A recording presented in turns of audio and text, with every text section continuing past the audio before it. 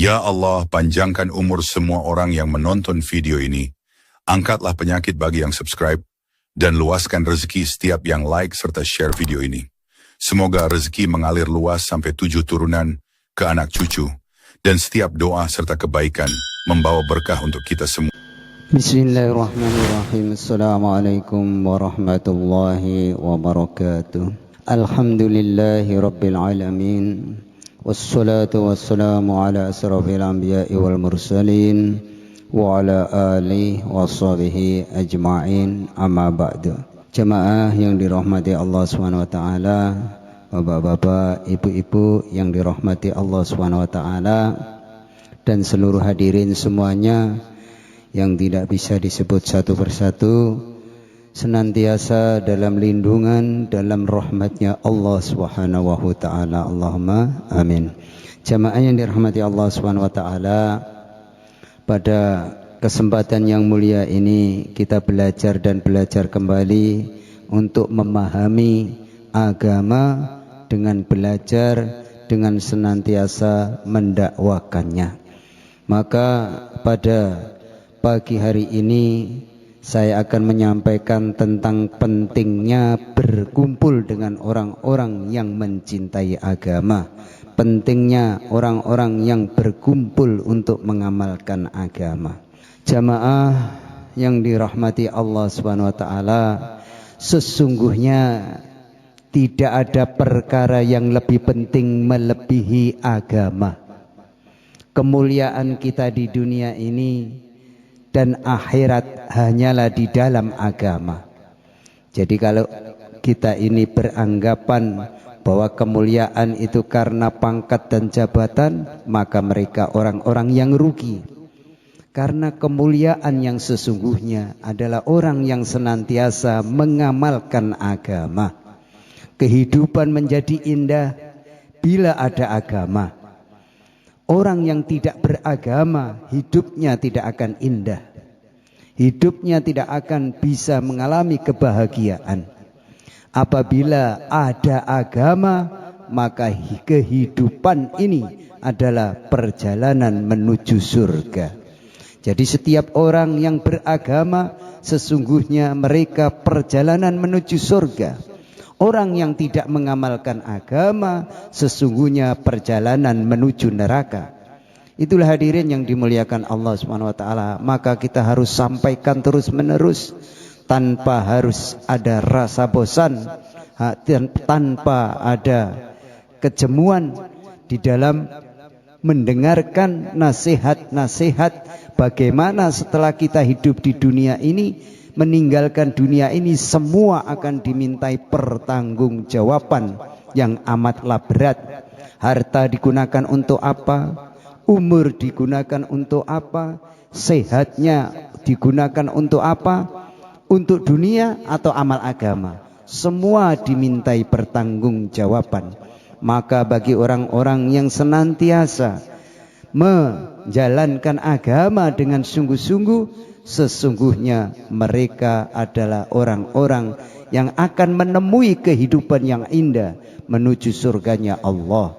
Dan bagi siapa yang tidak mengamalkan agama, maka sesungguhnya mereka akan mengalami kehidupan yang susah, yang selama-lamanya menuju nerakanya Allah.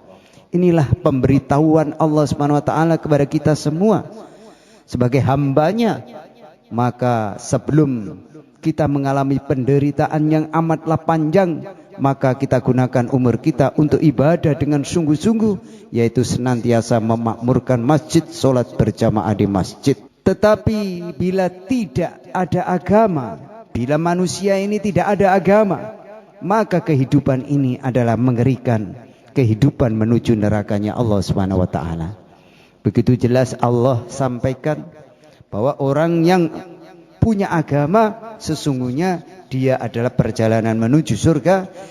Kalau orang tidak punya agama, sesungguhnya kehidupannya adalah mengerikan, yaitu menuju jalan ke nerakanya Allah Subhanahu wa taala. Naudzubillahi min dzalik. Mudah-mudahan kita terjaga dari hamba-hamba yang tidak taat, menjadi orang-orang yang senantiasa taat akan perintah Allah, mengamalkan agama Allah dengan sungguh-sungguh, sehingga kita akan menuju surga bersama baginda Nabi Muhammad sallallahu alaihi wasallam. Allahumma amin. Jamaah yang dirahmati Allah Subhanahu wa taala, untuk wujudnya agama ini di antara asbabnya yang terbesar adalah kalau kita ini senantiasa berkumpul dengan orang-orang yang mengamalkan agama. Jadi kalau kita ini mau berkumpul dengan orang-orang yang mengamalkan agama, maka agama itu akan wujud. Generasi yang termulia yaitu generasi para sahabat. Mereka menjadi generasi yang mulia. Mereka menjadi generasi termulia, generasi yang diridhoi oleh Allah Subhanahu wa taala. Asbab yang terbesar adalah karena mereka telah berjumpa dengan Sayyidul Anbiya, baginda Nabi Muhammad sallallahu alaihi wasallam. Mereka teristimewa di alam semesta ini. Begitu juga para tabi'in, mereka menjadi orang-orang yang termulia setelah para sahabat. Juga karena perjumpaan mereka dengan para sahabat radhiyallahu an. Jadi orang-orang ini bisa mulia karena berjumpa dengan orang-orang yang mengamalkan agama. Generasi mereka generasi yang mulia karena menjumpai orang-orang yang mengamalkan agama. Generasi yang ketiga, generasi tabi'in. Mereka mendapatkan kemuliaan-kemuliaan yang luar biasa karena mereka telah berjumpa dengan generasi tabi'in radhiyallahu an. Ini adalah pelajaran buat kita. Berjumpa dengan orang-orang yang soleh, berjumpa dengan orang-orang yang baik adalah perkara yang sangat penting. Sehingga baginda Nabi mengatakan, beruntunglah orang-orang yang pernah melihat aku, atau melihat orang yang pernah melihat aku, atau melihat orang yang pernah melihat orang yang pernah melihat aku. Jadi melihat orang yang baik itu saja sudah merupakan keberuntungan. Maka hadirin, melihat seorang ulama, melihat seorang kiai yang soleh, itu saja sudah suatu keberuntungan. Bagaimana kalau kita mau berguru, mendengarkan nasihat-nasihatnya, maka kita akan menjadi mulia dunia, mulia akhirat, dimuliakan oleh Allah Subhanahu wa taala. Maka pentingnya majelis ilmu, pentingnya majelis ta'lim, agar kita senantiasa diberi kepahaman dalam beramal agama. Tidak hanya kepahaman untuk mencari dunia yang sesaat, yang tidak ada harganya dan seluruhnya tidak bisa kita miliki, tetapi alangkah ruginya bagi orang-orang yang senantiasa mengejar dunia, karena dunia tidak bisa dimiliki. Kenapa harus dicari? Siang dan malam tidak pernah mengenal capek, tetapi setelah didapat tidak bisa dimiliki. Mengapa begitu? Karena akan kita tinggalkan, karena seluruh manusia meninggalkan dunia ini. Yang tidak bisa meninggalkan kita yaitu amal agama. Siapa mengamalkan agama dengan sungguh-sungguh, maka mereka adalah orang-orang yang bahagia. Mereka adalah orang-orang yang beruntung di hadapan Allah Subhanahu wa taala. Maka hadirin yang dimuliakan Allah Subhanahu wa taala, kita lihat anak-anak kita, coba kita renungi.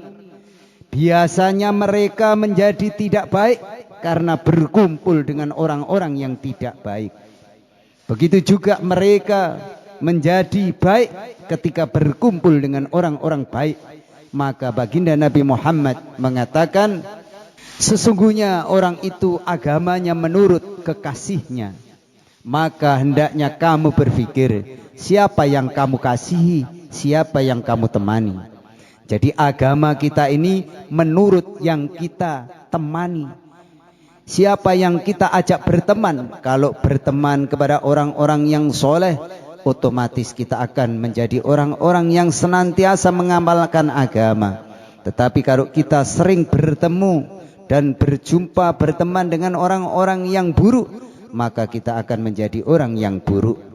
Jamaah yang dirahmati Allah Subhanahu wa taala, asbab terbesar kebaikan adalah perjumpaan dengan orang-orang baik. Asbab terbesar keburukan juga karena bertemu dengan orang-orang yang buruk. Oleh karena itu, disinilah pentingnya kita mengadakan pertemuan-pertemuan kebaikan di masjid kita ini. Jadi masjid kita ini kita jadikan asbab kebaikan, asbab hidayah. Jadi sebagaimana disebutkan dalam surat Al-Imran yang kita bacakan dalam taklim tadi, bahwa kita ini umat Islam harus saling mendukung bila ada orang yang senantiasa mendakwakan agama, bukan mengkritiknya. Tapi kebanyakan umat Islam mengkritik bila ada orang mendakwakan agama. Tidak seperti orang-orang yang non-Islam, mereka bekerja sama, senantiasa guyub rukun mendakwakan agamanya mereka. Tetapi umat Islam, bila temannya mengajak kebaikan, bila temannya selalu mendakwakan agama, maka akan dikritik habis-habisan. Itulah yang menyebabkan umat Islam cerai-berai. Umat Islam jumlahnya banyak, tapi seperti ombak di lautan, tidak akan ada manfaat sedikit pun. Maka supaya umat Islam ini menjadi kuat, harus saling mendukung, harus saling bekerja sama untuk senantiasa mendakwakan agama.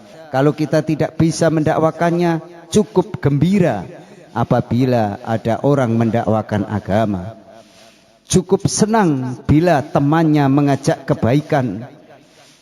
Bila tidak bisa mengamalkan, cukup diam. Cukup dengan diam itu akan selamat daripada mengkritik kebaikan-kebaikan yang disampaikan. Maka manusia itu diberi sifat lupa oleh Allah. Bila kita tidak saling mengingatkan, maka akan lupa. Hadirin yang dimuliakan Allah, dalam sholat jamaah 5 waktu, apabila tidak ada disuarakan suara azan, maka mereka tidak akan datang ke masjid. Maka perlu dakwakan agama itu, perlu sampaikan agama itu, bahwa agama adalah syarat perjalanan menuju surganya Allah Subhanahu wa taala. Contoh dalam sholat Jumat di Mekah Al-Munawwarah pada musim haji, pertemuan-pertemuan umat Islam ini mengandung barokah yang besar. Ini harus kita pentingkan untuk menguatkan rohani kita. Sehingga dikatakan oleh para ulama, setiap pertemuan-pertemuan umat Islam itu akan dihadiri oleh orang-orang yang dicintai oleh Allah. Jadi bila kita ini bertemu, berjumpa untuk senantiasa mendakwakan agama, maka pertemuan-pertemuan umat Islam semacam ini akan dihadiri oleh orang-orang yang dicintai oleh Allah, akan dihadiri para wali-walinya Allah, sebagaimana diceritakan dalam beberapa hadis. Jamaah yang dirahmati Allah, mencari teman yang baik ini adalah perkara yang penting. Orang yang sangat istimewa, yang sangat mulia seperti Nabi Musa alaihi salam perlu teman, sehingga beliau berdoa, dan jadikanlah untukku seorang pembantu dari keluargaku, yaitu Harun saudaraku. Quran surat Toha ayat 29. Seorang nabi saja perlu teman untuk mendakwakan agama, perlu teman untuk mengamalkan agama. Jadi mengamalkan agama itu perlu gotong royong, perlu teman, perlu kerjasama, sehingga agama bisa diamalkan dengan baik. Orang-orang yang sangat istimewa saja butuh teman untuk amal agama. Orang-orang yang sangat istimewa, yaitu para sahabat, pun perlu suasana hidupnya agama. Mereka diperintahkan oleh Nabi Sallallahu Alaihi Wasallam untuk hijrah ke Madinah. Kalau orang-orang yang mulia saja perlu suasana kebaikan untuk menguatkan rohani mereka. Jadi supaya rohani kita ini kuat, maka senantiasa berkumpul di dalam majelis zikir, berkumpul di dalam sholat jamaah, berkumpul di dalam majelis ilmu. Maka suasana-suasana seperti ini akan menguatkan rohani kita, akan menguatkan iman kita. Maka bagaimana pula kita yang lemah ini, bila kita tidak senantiasa bertemu dan berkumpul, maka iman kita akan menjadi lemah. Supaya iman kita ini menjadi kuat, maka senantiasa banyak berkumpul di dalam majelis ilmu, majelis zikir, majelis sholat berjamaah, agar iman kita menjadi kuat sehingga amal agama menjadi mudah. Adalah suatu pemikiran yang keliru jamaah. Kalau ada orang mengatakan anakku sudah kuat, dimanapun pasti selamat, yang demikian ini adalah pemikiran yang keliru, pemikirannya setan. Sekarang banyak anak-anak orang Islam dikirim ke tempat kemaksiatan, ke tempat orang kafir, dengan perasaan agamanya sudah kuat, jadi tidak apa-apa. Apakah dia lebih kuat dari para sahabat? Para sahabat saja, bila lingkungannya orang-orang yang tidak amal agama, mereka akan berhijrah kepada orang-orang yang senantiasa mengamalkan agama. Itu para sahabat imannya kuat saja, menghindar daripada suasana-suasana kemaksiatan.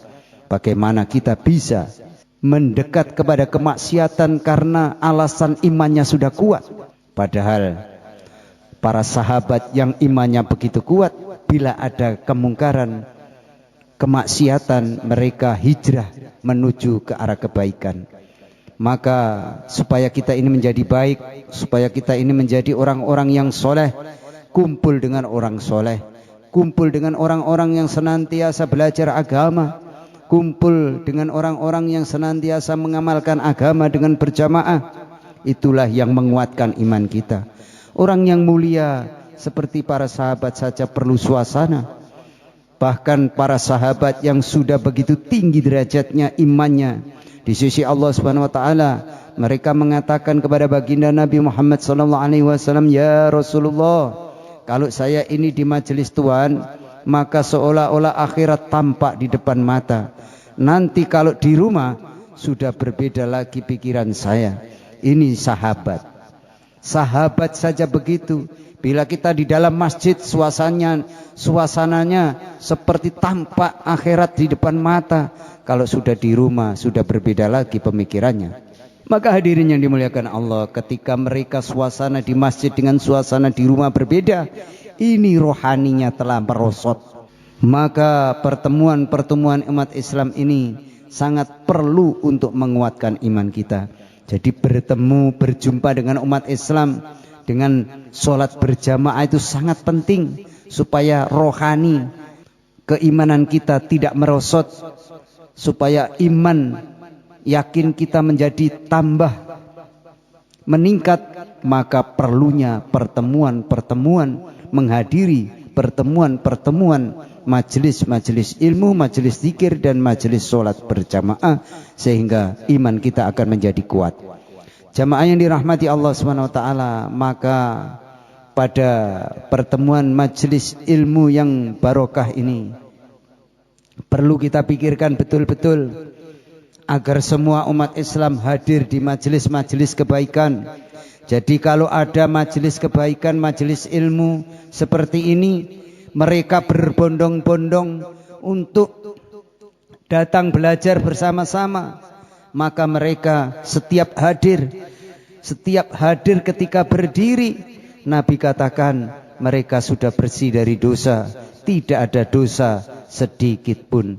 Maka bagi orang-orang yang faham akan senantiasa bergembira bila ada majelis ilmu atau ilmu disampaikan, mereka duduk di dalamnya, maka mereka akan menjadi orang-orang yang suci bersih tanpa noda dan dosa.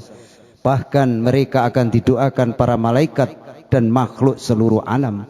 Inilah yang tidak kita pahami, sehingga setiap ada majelis ilmu, maka mereka merasa bahwa majelis ilmu tidak ada manfaat. Maka jamaah yang dirahmati Allah Subhanahu wa taala, supaya kita ini dapat doanya para malaikat, dapat doanya makhluk seluruh alam, maka sering-seringlah menghadiri pengajian-pengajian yang diadakan di masjid-masjid, di majelis-majelis ilmu yang ada. Ketika kita longgar, marilah kita bersama-sama untuk senantiasa bergembira bila ada majelis ilmu, disampaikan, sehingga kita menjadi makhluk hamba Allah yang akan diridhoi dan ditolong oleh Allah Subhanahu wa taala.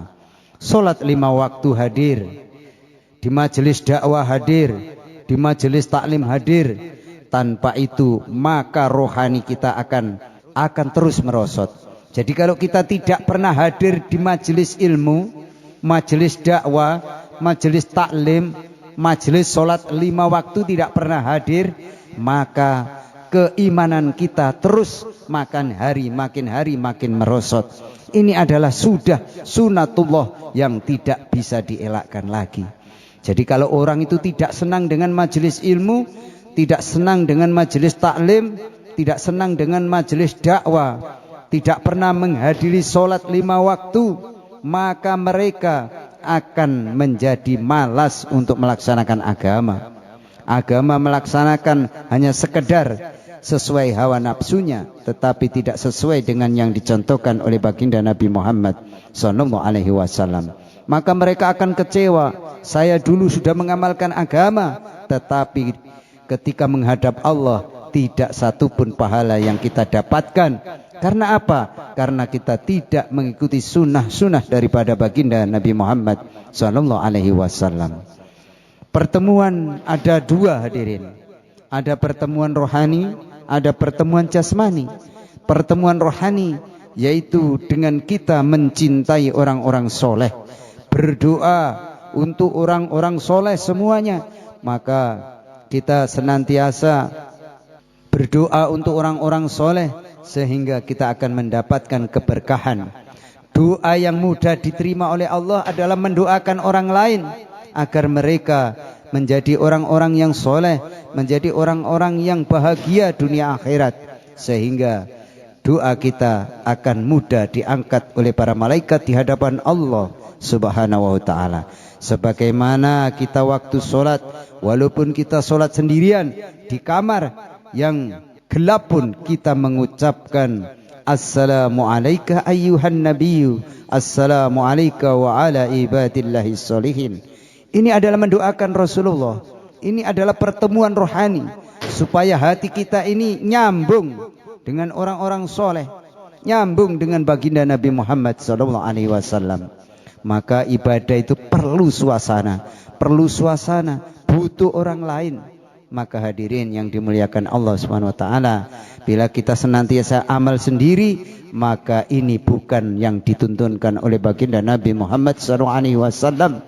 Maka supaya kita ini diberi kepahaman, maka sering-seringlah hadir di dalam majelis taklim, sering-seringlah hadir di dalam majelis ilmu, sehingga kita amal sedikit tapi pahalanya ribuan tahun dihitung. Para malaikat tidak sanggup menghitungnya bagi orang-orang yang senantiasa mencintai ilmu, selalu bertemu dengan orang-orang soleh, selalu bergaul dengan orang-orang yang soleh, mencintai orang soleh. Itulah orang-orang yang beruntung dalam kehidupan dunia dan akhirat.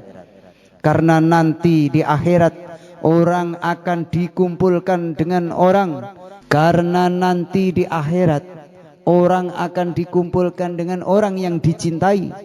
Jadi kalau kita di dunia ini mencintai orang-orang soleh, walaupun kita amalnya ini tidak begitu baik, tetapi kita mencintai orang soleh, maka akan dikumpulkan besok di hari akhirat, di hari kiamat, di akhiratnya Allah bertemu dengan orang-orang soleh. Maka pentingnya mencintai orang-orang yang senantiasa mengamalkan agama.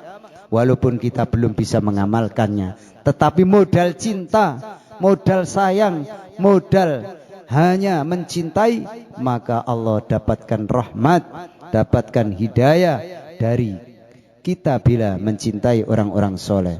Pertemuan rohani ini penting, sebagaimana pertemuan jasmani pun juga sangat penting hadirin. Sebagaimana yang disabdakan oleh baginda Nabi Muhammad SAW, kalau orang itu duduk bersama dengan orang-orang yang mengingati Allah, dia tidak akan celaka. Jadi kalau kita ini duduk bersama orang-orang yang senantiasa berzikir kepada Allah, maka kita akan selamat. Dzalika qaumun la yasqa bihim jalisuhum walaupun dia duduk tidak mengingati Allah. Ketika dia duduk bersama dengan orang-orang yang mengingati Allah, maka Allah berfirman, "Dzalika qaumun la yashqa bihim jalisuhum." Tidak akan celaka orang-orang itu. Maka para ulama mengatakan, senantiasa kamu bersama Allah, tawaju kepada Allah, zikir kepada Allah. Kalau tidak bisa, minimalnya senantiasalah kamu bersama orang-orang yang mengingat Allah. Begitu jelas Allah katakan, bila kita ini senang duduk dengan orang-orang yang mengingat Allah, senang duduk dengan orang-orang yang menyebarkan agama, maka merekalah orang-orang yang untung, makalah mereka orang-orang yang akan dapat pertolongan Allah. Jadi ketika ada majelis ilmu, majelis zikir, kita sabar-sabarkan diri kita untuk senantiasa duduk bersama, sehingga ketika kita menghadap Allah dapat ridhonya, dapat pertolongannya, sehingga kita akan bahagia yang selama-lamanya. Itulah yang kita harapkan dalam kehidupan yang singkat dunia ini. Kita gunakan umur, sehat, tenaga kita untuk senantiasa mengamalkan agamanya Allah, sehingga Allah ridha kepada kehidupan kita, sehingga kita akan kembali kepada Allah dalam keadaan gembira karena sudah mengamalkan perintah-perintah Allah, yaitu mengamalkan agama. Demikianlah jamaah yang dirahmati Allah. Kurang lebihnya mohon maaf bila ada kata-kata yang kurang berkenan. Itu ketauhifan dari lisan saya. Apabila ada kebaikan-kebaikan, itu petunjuk Allah semata. Agar kita diberi kepahaman oleh Allah SWT. Mari kita tutup majelis ilmu kita ini dengan doa kafaraah majelis. Subhanaka Allahumma wa bihamdika asyhadu an la ilaha anta astaghfiruka wa atubu ilaik. Wassalamualaikum warahmatullahi wabarakatuh.